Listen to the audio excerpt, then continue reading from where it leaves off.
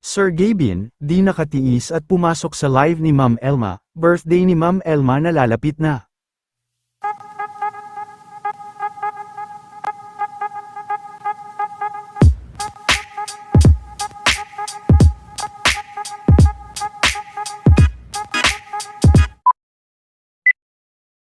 Matapos nga lang ang isang araw, ay muli nga na napalive si Ma'am Elma kahapon, at sa kanyang live ay muli nga na dumagsa ang mga fans, na patuloy pa din na nagbabato ng mga tanong, tungkol sa kanila ni Sir Gabin, na pag-usapan din kahapon ang nalalapit nitong kaarawan ngayong July, kung saan ay nadismaya din si Ma'am Elma dahil tanging ang birthday lang ni Gabin ang natatandaan ni Sky.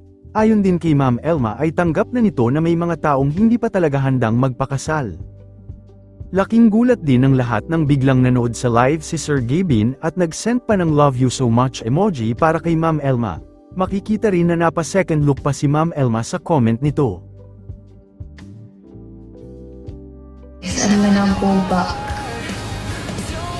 Thank you for your gifts. Mag-share. Ayon din sa mga nakabasa ay nangamusta din umano ito kay Ma'am Elma. How are you? I'm fine, thank you. How about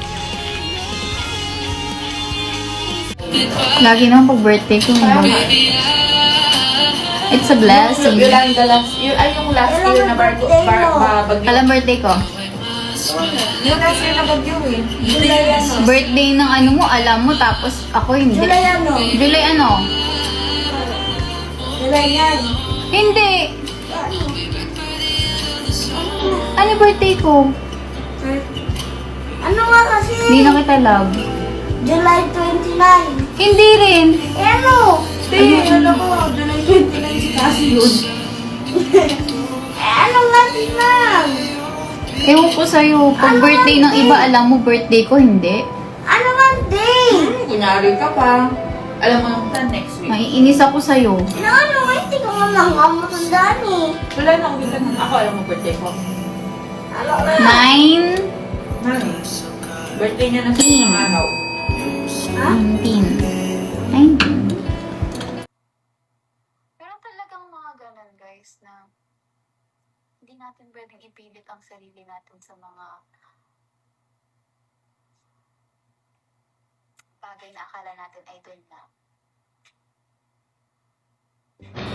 7 years. Pero guys, siguro nga, kahit gano'n naman katagal, kung hindi mo talaga, hindi ka mo pa feel magpakasal, hindi mo pa siya nakikita, hindi siya yung gusto mo, kung hindi talaga siguro dadating yung ganun. So, kailangan nating i-respect yung mga ganung decision. Yes, hindi nyo na kailangan i-support nyo kami as i-support before. Yes, nasasaktan kayo. Siyempre kami din naman, mas lalo naman kami. Siya, nagpapahinga ako, pinipilit ko lang din pong bumalik na sa trabaho ngayon kasi kailangan ko siyang bawasan kasi sobrang magiging full ako ng August.